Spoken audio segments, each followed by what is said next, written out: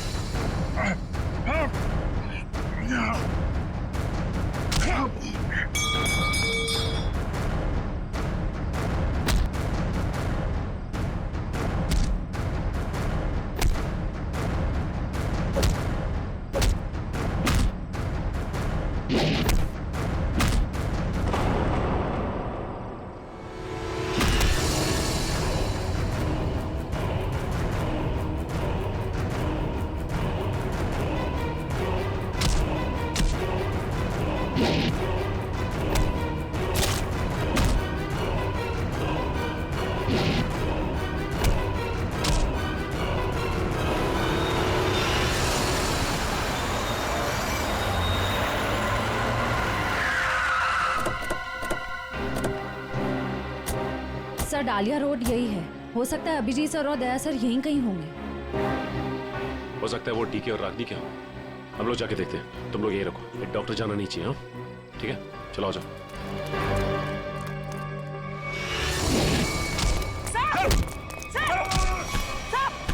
Abhijit sir, क्या कर रहे हो आप लोग? सर क्या कर रहे हो आप लोग? संभालो। क्या कर रहे हो? अभिजीत सर, सर क्या कर रहे हो? प्लीज नहीं सर। चल जल्दी चल, एंटीडोट दे जल्दी। संभालो।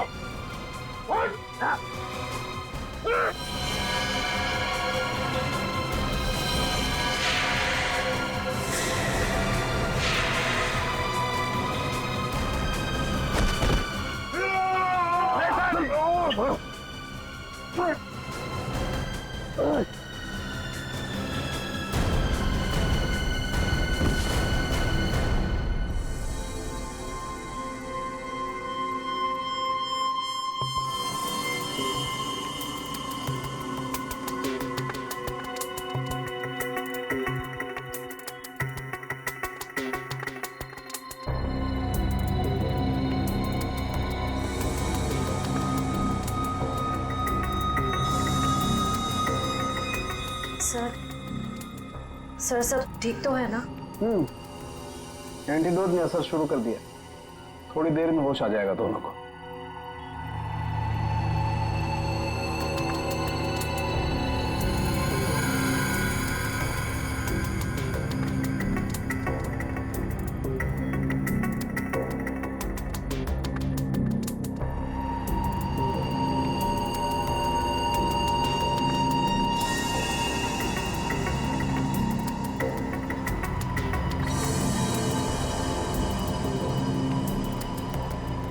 शुक्र मनाओ डॉक्टर सलीम के, अगर ये दोनों ठीक हुए हैं तो सिर्फ मेरी वजह से। अगर अपने दिमाग का सही इस्तेमाल किया होता ना तो एक मुजरिम की तरह इस हालत में नहीं खड़े होते, समझे? विकास अंकल, आपकी वजह से मैं भी एक मुजरिम बन के रह गई। अभी तो सिर्फ तुम दोनों का गुनाह सामने आया है। जिस दिन तुम दोनों को सजा मिलेगी ना, उस दिन समझ में आएगा कि गलत राह पे चलने का अंजाम क्या होता है।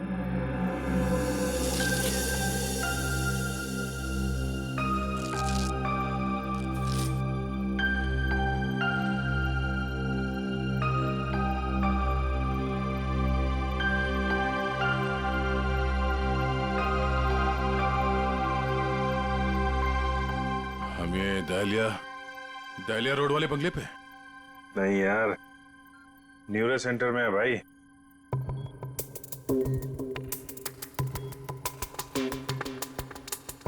और मुजरिम हमारे सामने खड़ा है।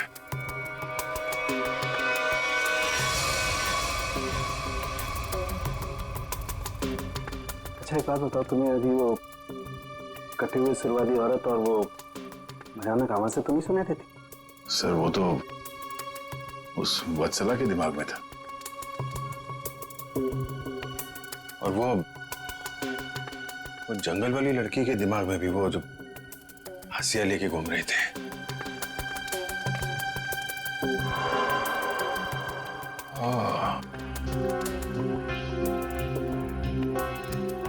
अब समझ में आया,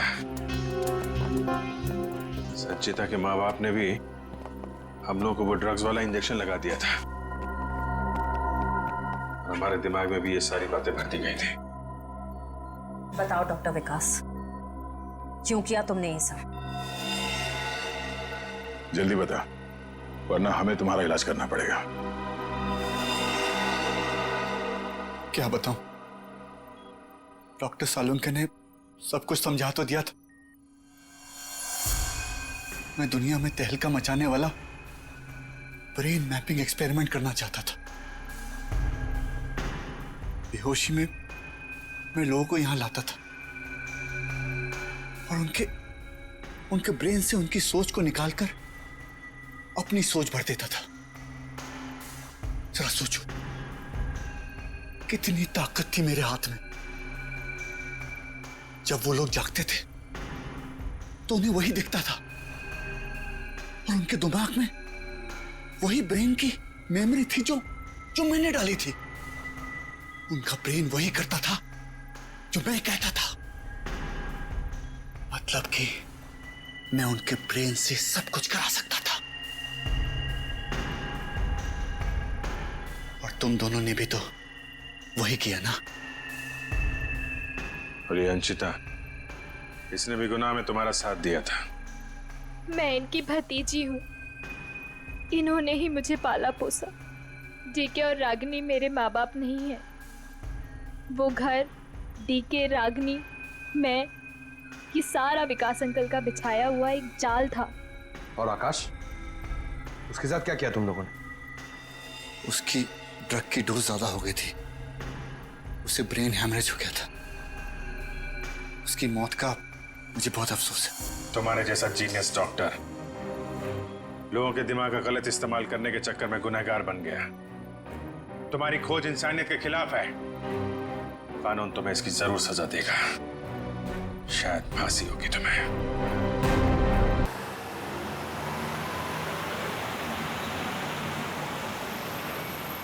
ये तो हमारी गाड़ी है।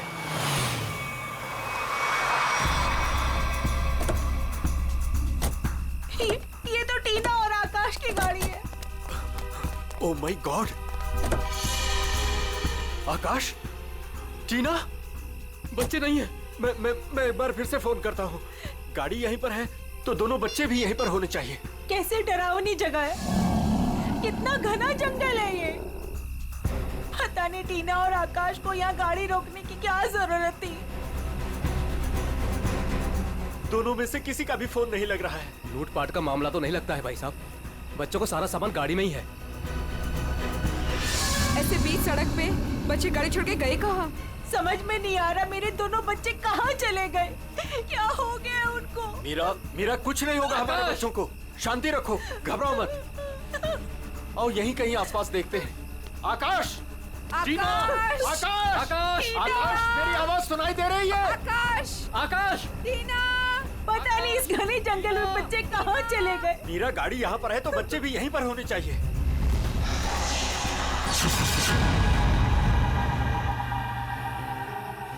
भाई साहब, कहीं कोई कुछ भी नहीं है वहाँ। यहाँ पर भी नजर नहीं आ रहा। सन्नाटा। चुप हो जाओ।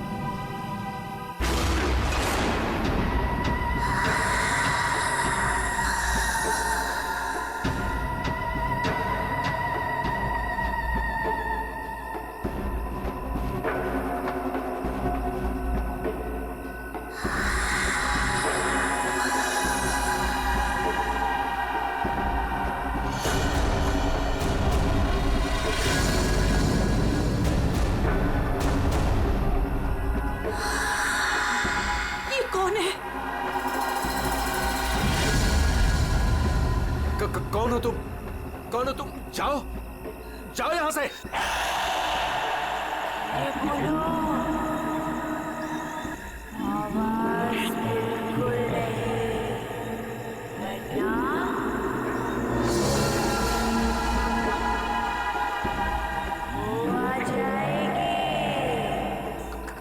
कौन आ जाएगी? कौन आ जाएगी? वही आएगी जो अपना सर हाथ में लेकर घूमती है।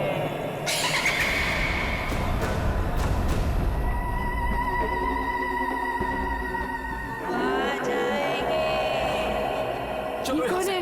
जल्दी, चलो, चलो, गाड़ी में बैठो, जल्दी।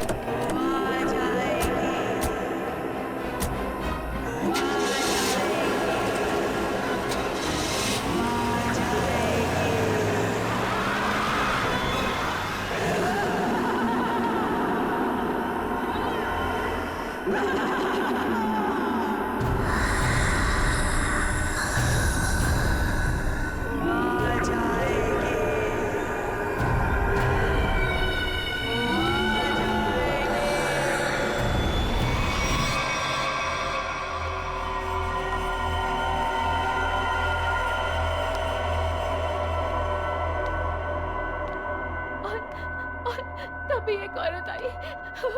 उसका सर नहीं था। वो मुझे मारने आई थी। वो मुझे मारने आई थी। उसका कटा सर उसके हाथ में ही था। वो मुझे मार डालेगी। वो मुझे मार डालेगी। बचा लो मुझे। वो मुझे मार डालेगी।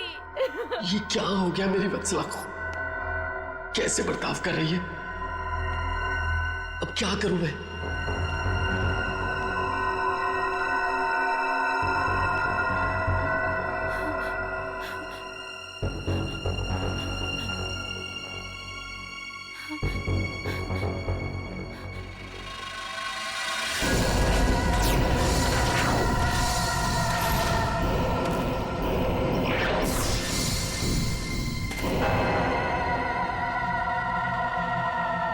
सर, उसके बाद क्या हुआ? उसके बाद वो कटे सर वाली औरत मेरी तरफ घूम गई। मैं डर की वजह से पीछे हट गई। वो मेरी तरफ बढ़ती रही। वो अपना कटा सर मेरे चेहरे की तरफ फेंक। नहीं।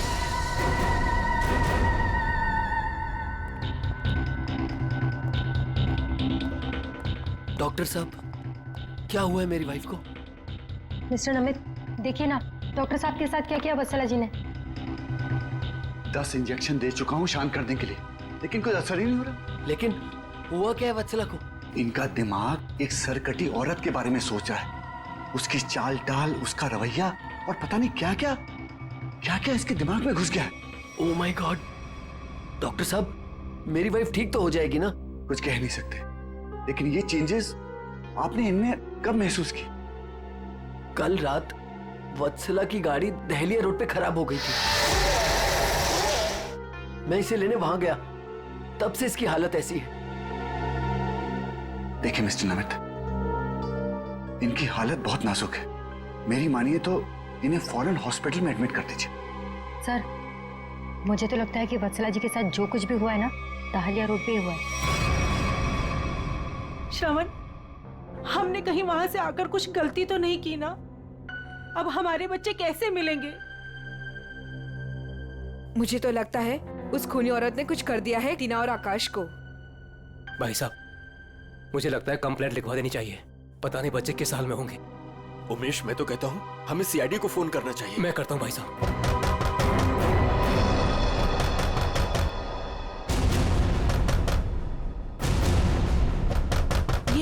इस तरह से दरवाजा कौन पीट रहा है? मैं देखता हूं।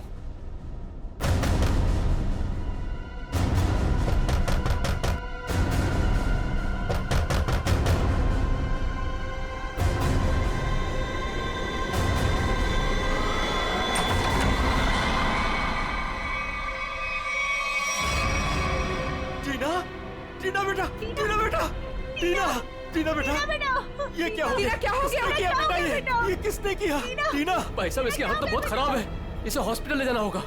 मैं गाड़ी निकालता हूँ भाई साहब। टीना बेटा, बेटा कुछ तो बोलो। आकाश कहाँ है? आकाश भैया को बचा लो। बचा लो मतलब? क्या हुआ है आकाश को? टीना बेटा, टीना, टीना आंखें खोलो बेटा, आंखें खोलो बेटा, आंखें बंद मत कर बेटा। टीना क्या हुआ तुम्हें? वो गाड़ी हमें रोक रही है माँ।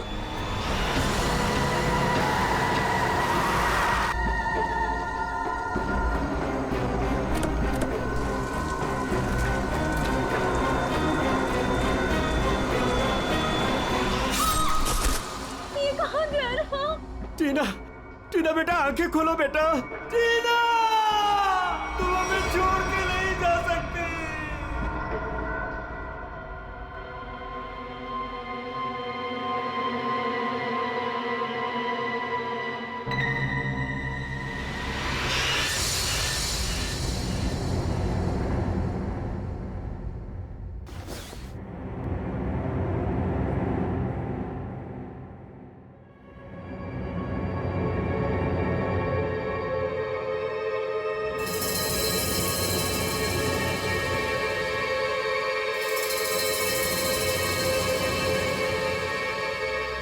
नहीं डॉक्टर साहब, मैं अपनी वाइफ को किसी भी हॉस्पिटल में एडमिट नहीं करने वाला।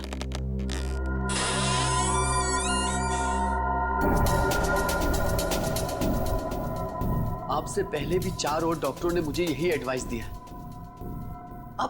अब मेरी वत्सला का इलाज मेरे घर पर ही कीजिए ना डॉक्टर साहब।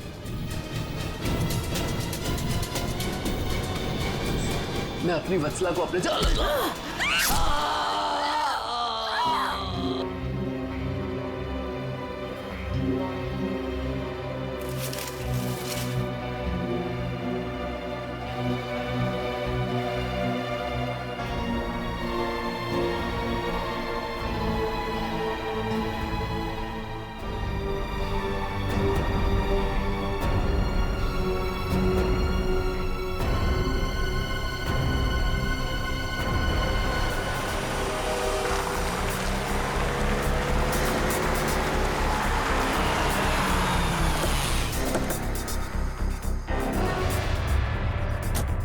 आइए इस तरफ, यहाँ पर आइए।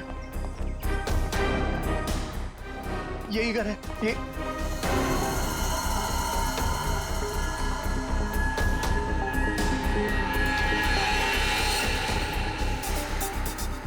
तो यहाँ पे जबरदस्त हाथापाई और तोड़फोड़ हुई है।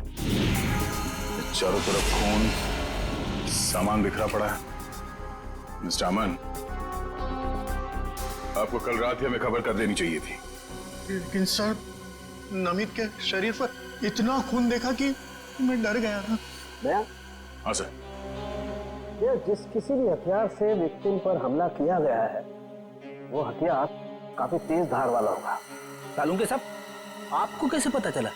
ये देखो, ये छोटी छोटी बूंदें देख रहे हो खून की, ये एक धार नहीं, सीधी। ऐसा लगता है किसी चाकू या छोटे खंजर का इस्तेमाल किया गया है। पता नहीं जिसको भी इसने मारा है वो जिंदा है या नहीं। और ये खून से सने हुए पांव के निशान तो घर के अंदर की तरफ जा रहे हैं। तो यहाँ पर नमित के अलावा कोई और भी रहता है क्या? हाँ, उसकी वाइफ। ओह माय गॉड, उससे तो कुछ नहीं हो गया। भाभी जी, एक मिनट, देखो सर।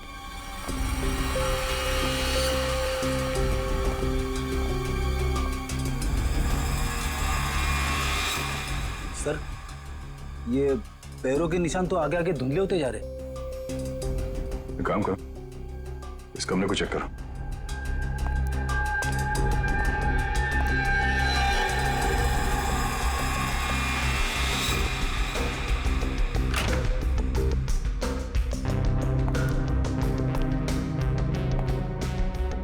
बेड पर तो कोई खून नहीं।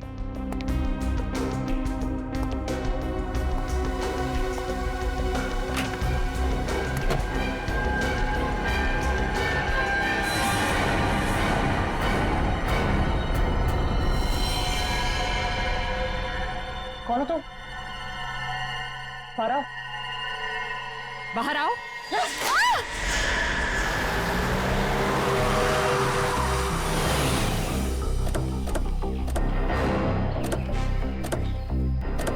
सर, सर यही है मेरी टीना और आकाश की गाड़ी। यहीं पर मेरे बच्चों पे वो मुसीबत आई थी।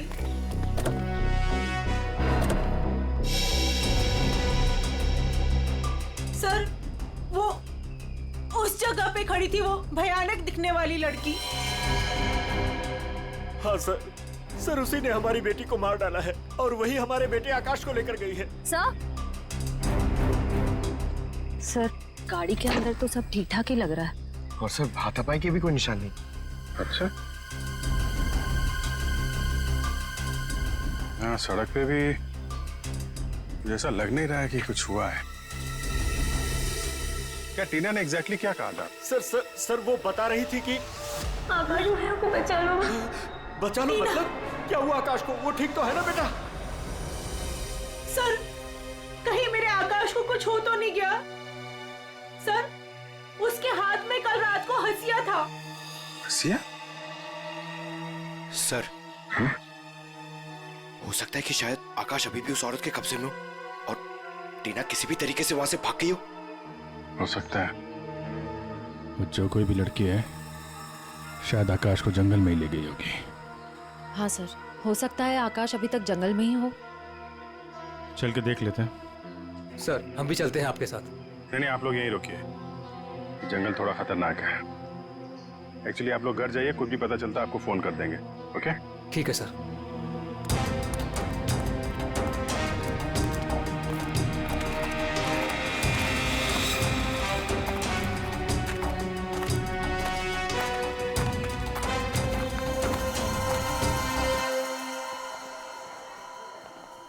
डॉक्टर साहब, वो आदमी कहाँ है जो खून से लथपथ आपके हॉस्पिटल में आया था? सर वो आदमी अंदर है। तो अब होश में है या अभी भी बेहोश है? नहीं, अभी होश तो आ गया है उसे, मगर थोड़ी बहकी बहकी बातें कर रहा है। क्या हम उनसे मिल सकते हैं? जी बिल्कुल, आइए।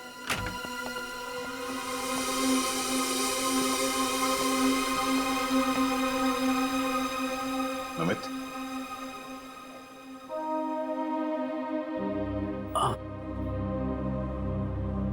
कौन? हम लोग सीआईडी से हैं। क्या तुम बता सकते हो कि ये तुम्हारे साथ कैसे हुआ? मार डाला मुझे। मेरी वत्सला ने मुझे मार डाला। पूछिए अमन से। मुझे रोज पीटती थी, पर मैंने कभी भी उससे उसे नहीं घूरा। हाँ सर, मैं हमेशा इस बेचारे की दर्द भरी आवाज सुनता था। मैं समझ जाता था कि भाभी जी का बेलन इसके सर पर बज रहा है। अमित, हम तुम्हारी पत्नी से मिल चुके हैं। कुछ न कुछ तो गड़बड़ हुआ है उसके साथ, लेकिन अचानक वह ऐसा बर्ताव क्यों करने लगी? भगवान, पता नहीं। जब से दहलिया रोड से आई है, किसी सरकटी औरत के बारे में बात करती है और किसी पर भी टूट पड़ती है, जैसे जान ले लेगी वो किसी की भी। फिर दहलिया रोड, मतलब जो भी गड़बड़ है वो इस दहलिया रोड पे ही है।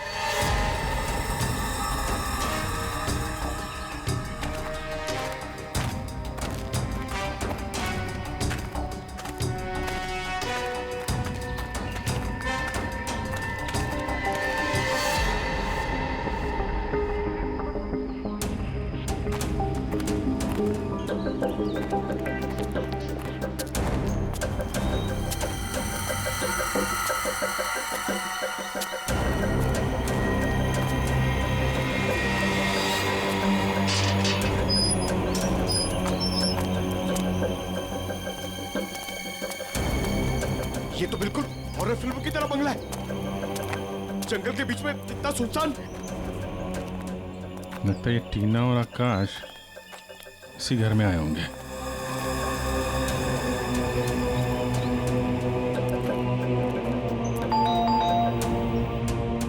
ज्यादा फिल्में मत देखा करो।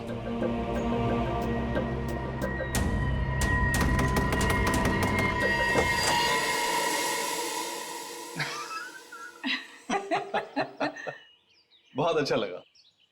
इतने सुनसान जंगल में भी कोई हमें मिलने आया। एनीवेज, मेरा नाम डीके है और ये मेरी धर्म पत्नी रागिनी। अरे आइए ना आप लोग, अंदर आइए, बाहर क्यों खड़े हैं? प्लीज आइए आइए आइए। सर ये लोग तो बहुत अजीब हैं। ये तो हम लोग से ऐसी बात कर रहे जैसे हम लोग इनके रिश्तेदार हैं। काफी अच्छा घर है।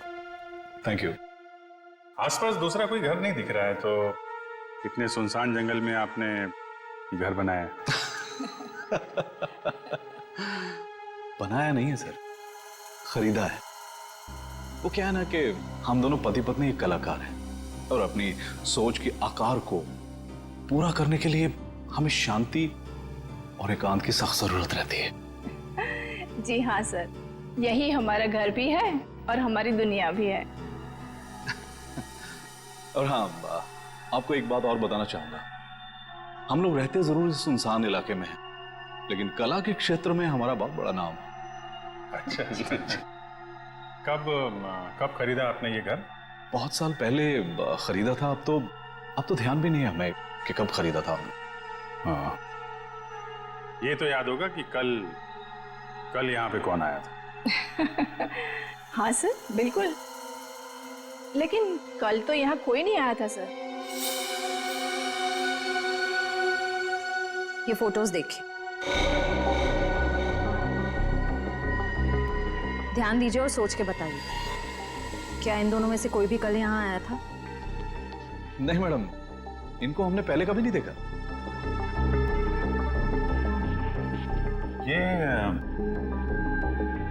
ये कौन है? ये हमारी बेटी अंशिता। 14 जुलाई 2013 को प्लेग की वजह से इसकी मृत्यु हो गई थी। बहुत याद आती है हमें हमारी बेटी की। हम लोग आपसे कितने सारे सवाल पूछे जा रहे हैं, आप नहीं पूछेंगे कि हम लोग कौन हैं और क्यों इतने सारे सवाल कर रहे हैं आपसे? कौन है आप लोग, आप बता दीजिए। हम लोग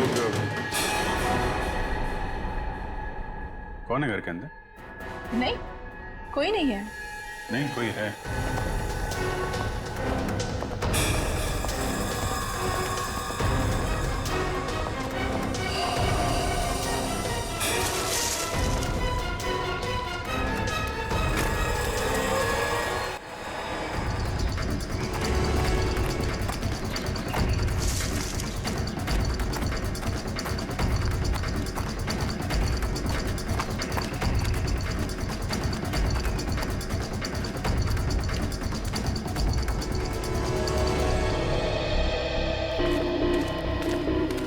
आया तो इस तरफ ही था। कहीं हमें देखकर छुप तो नहीं गया? हो सकता है, आकाश भी उसी का साथी होगा शायद। देखते हैं।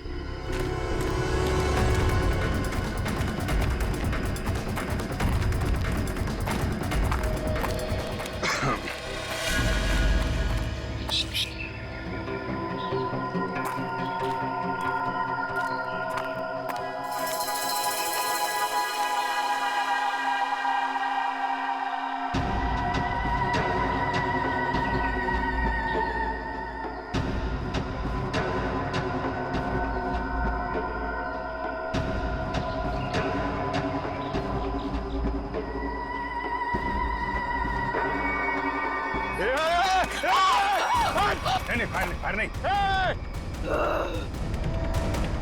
कर नीचे। कौन हो तुम? क्या कर रही थी उस घर के अंदर? हसिया नीचे फेंको। टीना को तुमने मारा था ना? आकाश का? धीरे बोलो, वो सुन लेगी। वो तुम्हारे पीछे खड़ी है।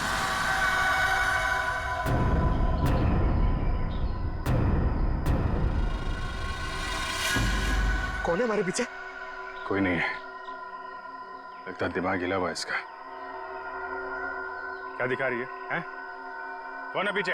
वो तुम्हारे पीछे बिना सर वाली औरत अपना सर हाथ में लेके दिखा रही है।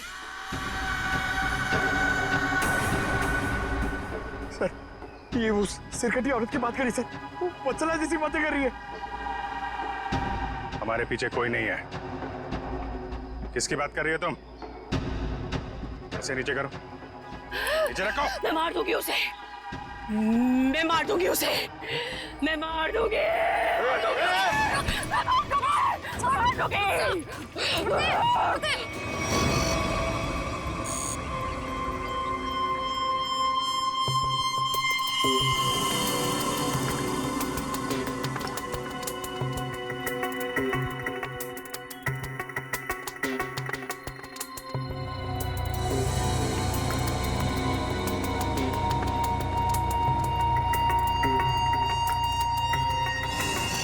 डॉक्टर मल्लिका, आप भी वही सोच रहे हैं जो मैं सोच रहा हूँ? यस सर, पर ये है क्या? थोड़ा बहुत तो पता चला है, पूरा तो टेस्ट होने के बाद पता चलेगा।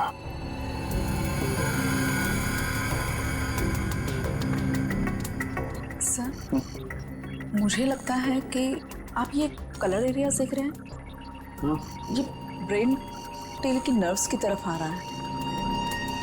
इन दोनों औरतों के दिमाग के साथ छेड़छाड़ी की गई है।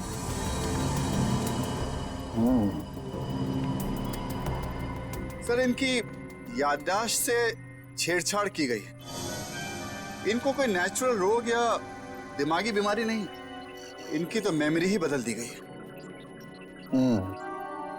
मतलब ये कि आर्टिफिशियल मेमोरी भर दी गई है इनके दिमाग में। Yes sir. क्या आर्टिफिशियल मेमोरी भर दी गई?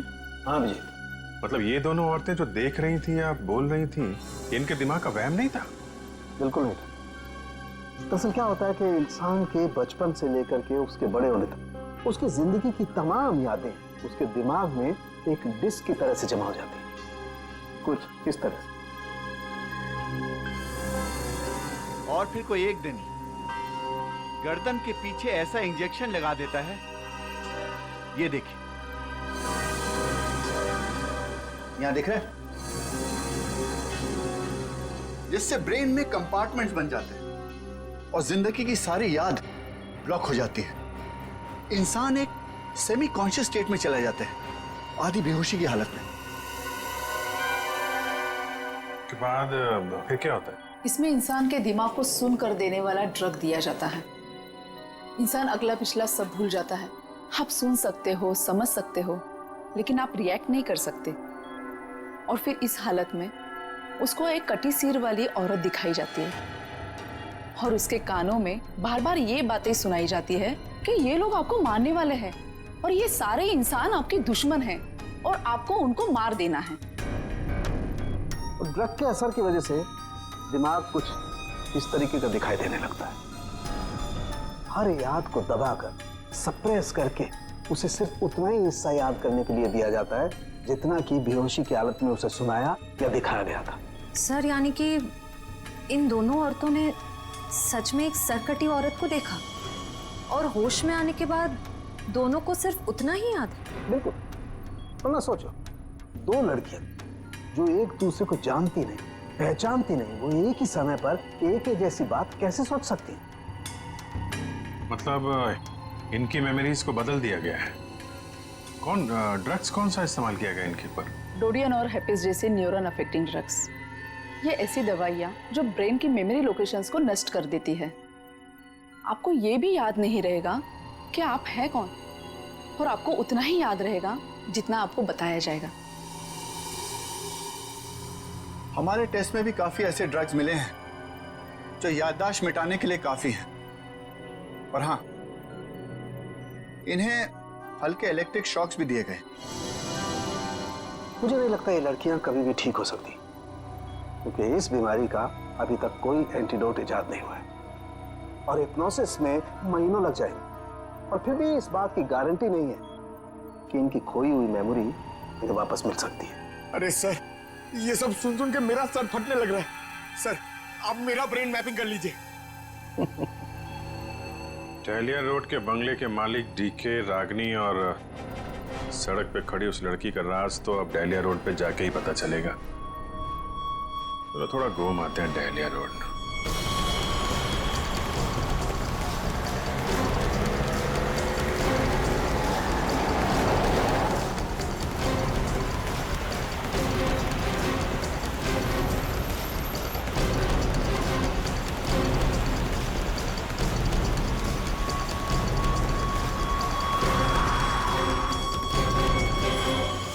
ये हमारी बेटी अंचिता है। 14 जुलाई 2013 को प्लेग की वजह से इसकी मृत्यु हो गई थी। ये तो वही लड़की है, डीके और रागिनी की मरी हुई बेटी। मेरी मदद कीजिए प्लीज। कैसी मदद? मेरा मतलब क्या मदद चाहिए आपको?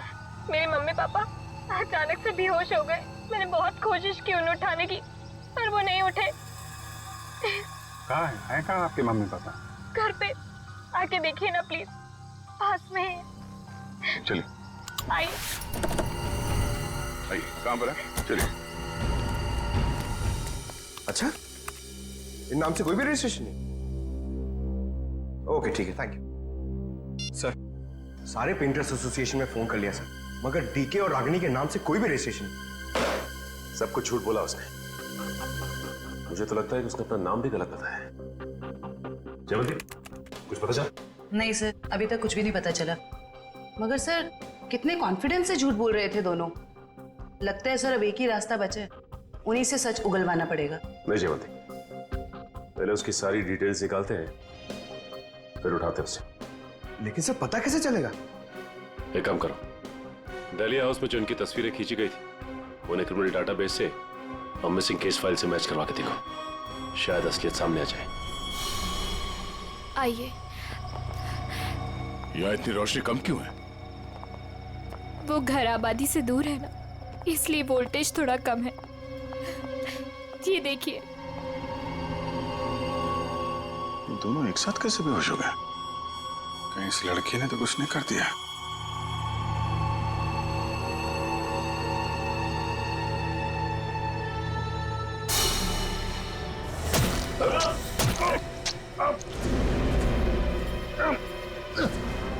ठीक है।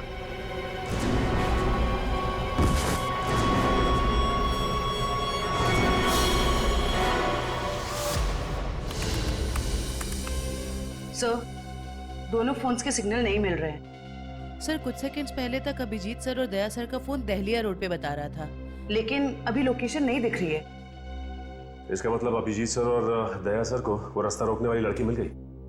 फिर तो डीके और रागिनी की सच्चाई का भी पता चल जाएगा। सर आइए। सर ये है मिसेस साक्षी, उस नकली डीके और इलेश की माँ। नमस्ते। कहाँ है मेरा बेटा? कहाँ है इलेश? ये ऑफिसर कह रहे हैं उसका नाम डीके है और उसकी एक पत्नी है जिसका नाम है रागिनी। ये कैसे हो सकता है? ये सब झूठ है। जी नहीं, ये सच है। एक छानबीन के दौरान आपके बेटे और उस औरत से मुलाकात हुई हमारी, जो अब डीके और रागिनी बने बैठे, और उसी छानबीन में मिसिंग कंप्लेन से उनकी सच्चाई भी पता चली। मैम, आप हमें बता सकते हैं कि आपके बेटे इलेश ने अपना नाम बदल के डीके क्यों रख लिया? मेरा बेटा अपना नाम क्यों बदलेगा? मुझे इस बारे में कुछ नहीं पता। देखिए माताजी, वो रागिनी और नीता के साथ में कहीं छुपा हुआ बैठा है। अब ये औरत को जानती है? ये लड़की कौन है और कैसे मेरे बेटे की जिंदगी में आई, मुझे कुछ नहीं पता। देखिए मैडम, उस औरत के माँ बाप तो मर चुके हैं। बस आप ये बता सकती हैं कि जुलाई 2013 से पहले ऐसा क्या हुआ था जो आपका बेटा घर छोड़कर चला गया? नहीं, मेरा बेटा घर छोड़कर नहीं भागा था। हाँ, इलेश दिमागी तौर पर बीमार रहता था, तो एक बड़े साइकोथेरेपिस्ट के पास उसका इलाज चालू था और उसी थेरेपी की सिटिंग के लिए वो डॉक्टर के क्लिनिक गया था और फिर वो वापस ही नहीं आया। अच्छा मैम, ये बताइए कि नाम क्या है इस थेरेपी क्लिनिक के डॉक्टर का?